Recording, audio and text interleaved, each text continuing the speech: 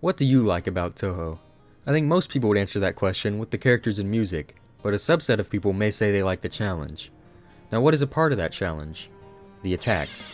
In this video, I will be ranking every normal mode boss attack in Touhou 10 from easiest to hardest.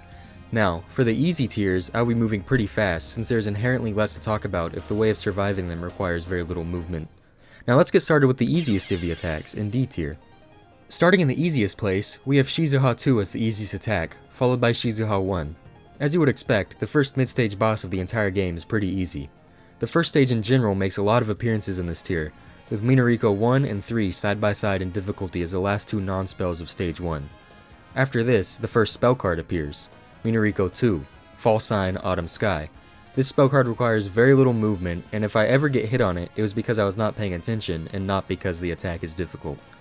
Those are the 5 easiest attacks, and all of them are from stage 1, but the next attack may surprise some of you.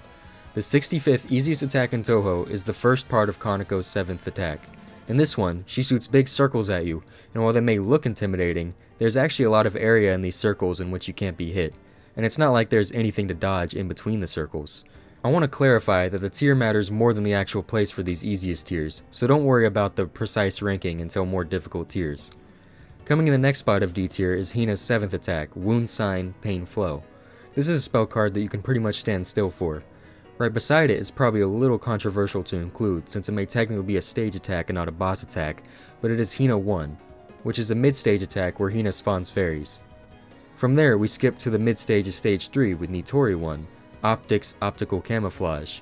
It can be difficult, but if you stick to the spot where the beams of bullets intersect, it gets quite a bit easier. The next attack brings us to stage 5 with Sanai's 5th attack. This is one where you can pretty much just wiggle back and forth on, which is similar for Hina 6, Evil Spirit, Misfortune's Wheel, and Nitori 4. Hina 5 is similarly easy, as is Nitori 6. From there we have Hina 3 and Nitori 2, which are kinda just similar to the previous attacks ranked. Nitori 2 is notable because the larger bullets can pose a problem, but it is still easy. Following those are 3 attacks that all require the same movement. Sanai 7, Suwako 11, and Suwako 5. These are all essentially the same attack, and all you have to do is wiggle back and forth slightly. I only have them so high in D tier because you can get walled off at times and be forced to bomb. The last 3 in D tier are all similar in that they can pretty much be streamed with no worries. These are Suwako 13, Suwako 7, and Suwako 15. Suwako's nons in general are pretty easy with a few exceptions. Those are all of the attacks in D tier and the easiest attacks in the game. With them out of the way, we move on to C tier, which are the attacks that are moderately difficult but have easy patterns or replicable gimmicks that make them consistent to clear. The easiest one in C tier is the second from Kaneko's extra stage appearance, which is God Sign, Beautiful Spring-like Suiga. This is just a spell card version of the third part of Kaneko's 7th stage 6 attack, which is actually right next to this one, only being slightly harder. Both of them require the same movement. Following those are 2 attacks that share similarities in the macro movements made to dodge them. They are large movements that involve moving from the center to the side and then to the center and to the opposing side repetitively.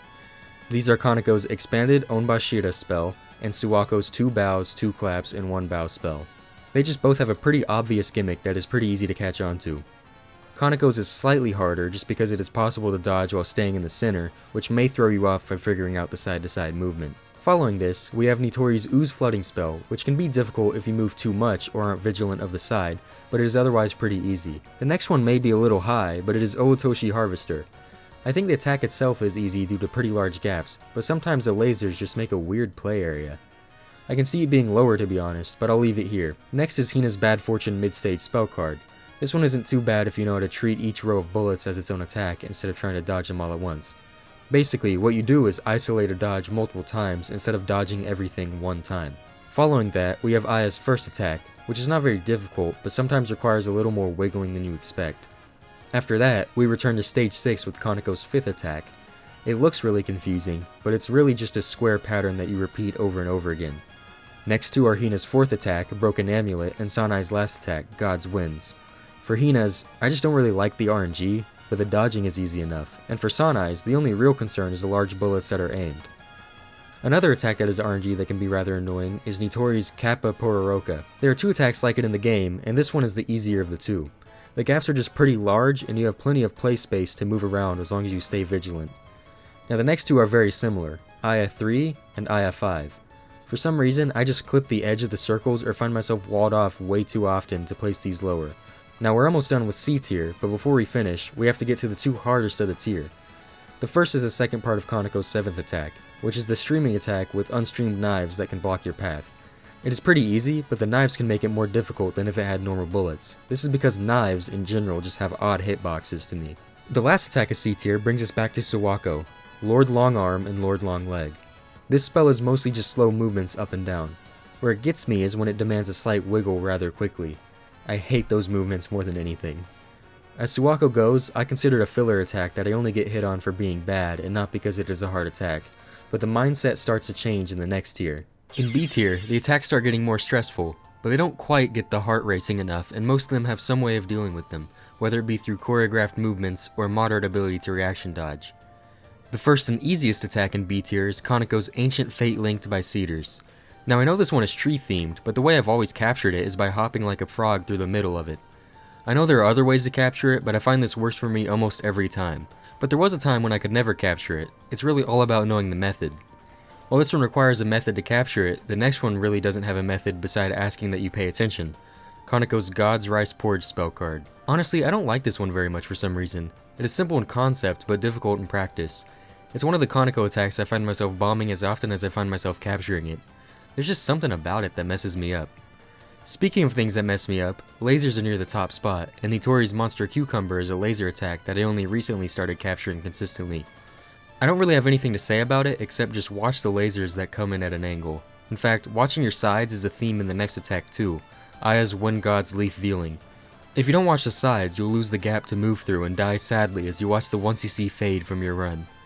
Now it isn't bad once you get used to it, but it is Aya's 4th hardest attack, with her 3rd hardest being the next, taking Fantasy by storm. This one is a nightmare of randomness, and I bomb it so much near the end. Survival spells just stress me out. Following it, we have Sanai's first attack, which is a mid-stage. For this one, you go in between the stars and then inward as they fall back down. Now that may seem easy, and that's because it is.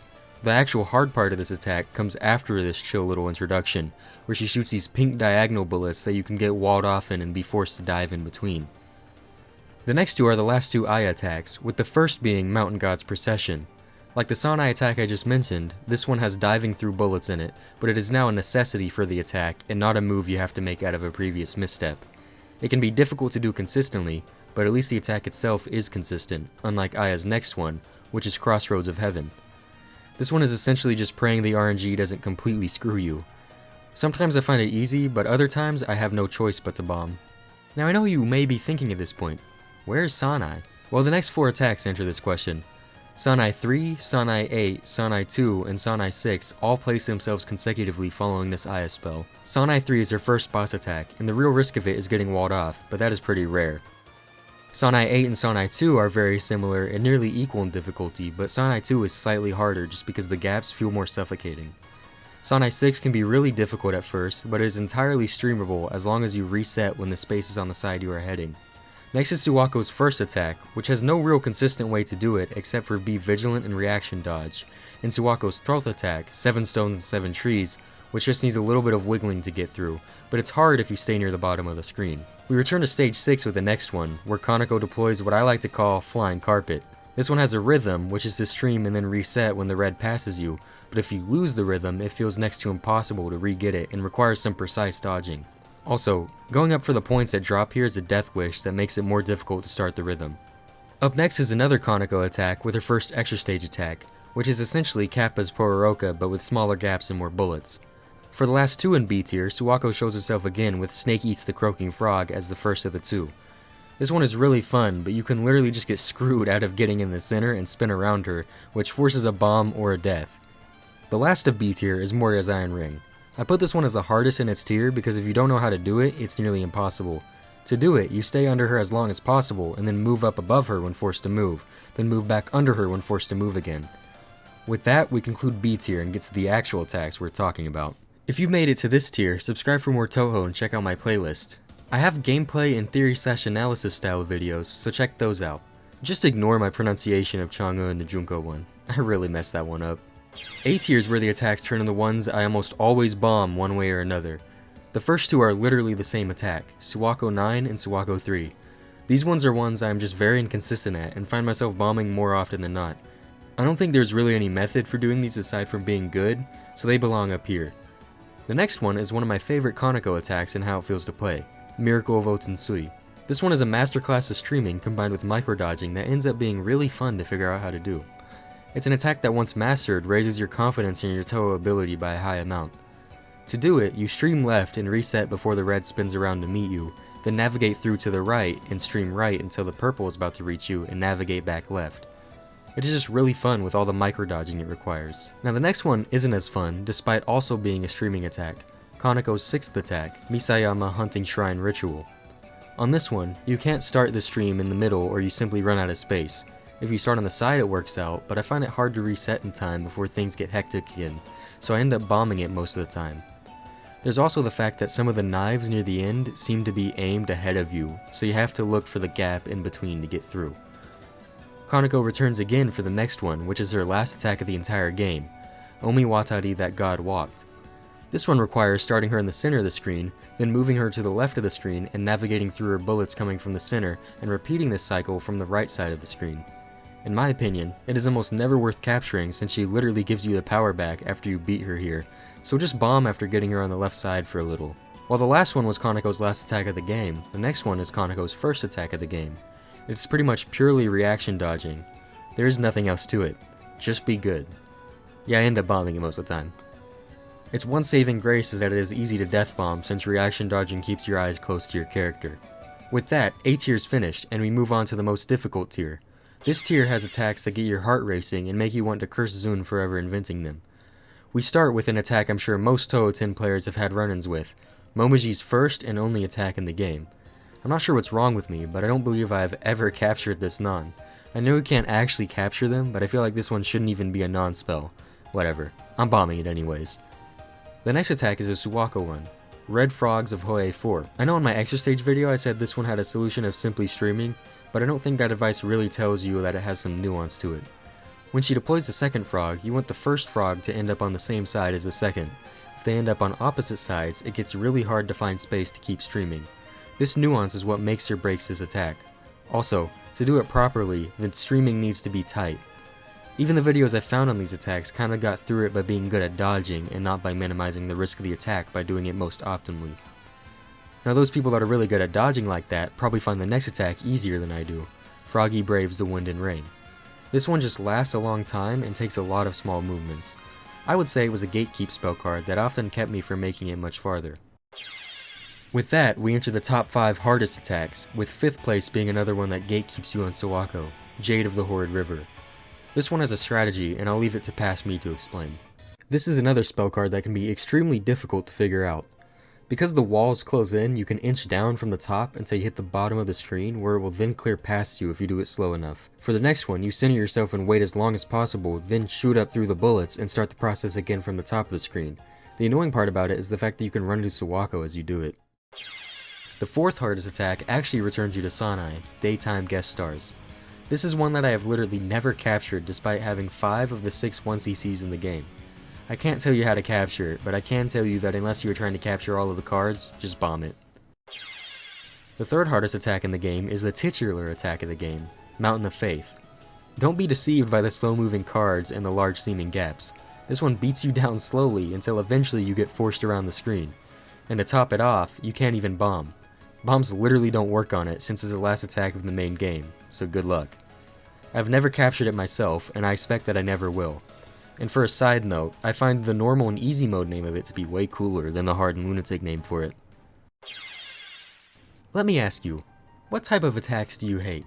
Survival spells, mixed streaming and non-streaming, randomness? If you said all 3, then I have bad news. Suwako's Native Myth versus Central Myth is not only a survival spell, nor is it just streaming, but it is a survival spell that mixes streamed attacks that can't be mitigated by making small movements with curved walls that fall down that you must navigate through to survive, with non-streamed attacks that fall randomly. At first, it only creates the walls in circles between the random attacks and non-random ones, but the catch is that as the spell ticks down, every part of the attack gets fired faster and faster. That spot you were sitting in that was safe from the walls and random attacks? Yeah, it's gone. Get streaming, buddy. The gaps that were easy to navigate because you had time? Yeah, those are gone too. She's spawning walls every second now. Oh yeah, don't forget the random bullets raining down. Make sure to dodge those. Oh, nice bomb. At least they work, right? The bomb's working is the one saving grace it has. Here we are, the hardest attack in Touhou 10. Now if you've been card counting, first of all, you're kicked out of the casino, and second off, you know what card is next, and it shouldn't surprise you. The hardest attack in the game is Mishaguji-sama. This is also the last attack in the game. You know how on the last spell card I mentioned how it speeds up the interval between attacks? Well, this one does it too. At first, you can navigate through the attack with relative ease, but it very quickly reaches a time where you can no longer reset under an attack before diving through. Instead, you must not hesitate to go through a gap when you see it. It is essentially a pure reaction dodging attack. Finding a rhythm to it is next to impossible because of the interval shortening, and bombing only serves to clear the area slightly and reduce your damage, since it's the last attack of the game. Of course, I've never captured it, and I don't think I ever will. Well, there's the list. Let me know if you have anything you disagree with. I think it should be no surprise what the top 3 are. If you enjoyed the video, subscribe for more. This video ended up being way more scripted than I expected, so it took longer to make than I expected as well. Also, I stream, so if you like Touhou gameplay, check those out too. Anyways, that's it. See you next video.